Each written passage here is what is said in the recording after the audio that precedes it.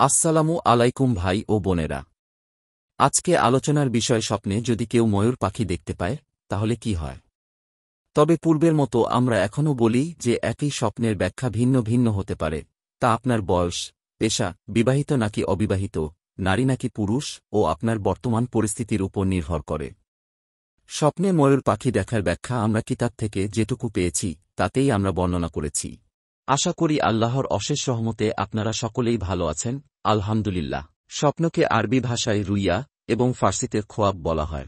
হযরত হুরায়রা রাদিয়াল্লাহু আনহু থেকে বর্ণিত, রাসূলুল্লাহ সাল্লাল্লাহু আলাইহি ওয়াসাল্লাম ইরশাদ করেছেন, রুইয়ায়ে সালেহা তথা ভালো স্বপ্ন আল্লাহর নিকট থেকে দেখানো হয়। তবে স্বপ্নটি সত্য কিনা মিথ্যা হবে তা সম্পূর্ণই আপনার উপর নির্ভরশীল।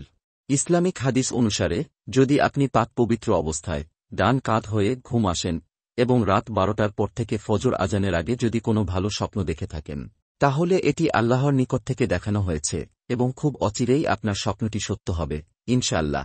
স্বপ্নের এই ব্যাখ্যাটি আমরা ইবনে সিরিন রহমতুল্লাহি আলাইহি এর স্বপ্নের তাবির বই থেকে নিয়েছি।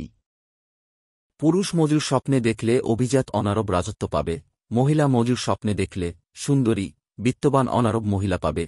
মজুর ও কবুতর একসঙ্গে দেখার মানে হল কোনো ব্যক্তির মহিলা ও পুরুষদের উপর নেতৃত্ব দেয়া। কারো মতে কোনো ব্যক্তি ময়ূর স্বপ্নে দেখলে সুন্দর হাস্যোজ্জ্বল একজন মানুষের সান্নিধ্য পাবে, তার ইঙ্গিত বহন করে। এই রকম আরও ইসলামিক ভিডিও পেতে আমাদের চ্যানেলটি এখনই সাবস্ক্রাইব করুন এবং পাশে থাকা বেল আইকনটি বাজিয়ে দিন। ততক্ষণে ভালো থাকবেন, সুস্থ থাকবেন, ধন্যবাদ।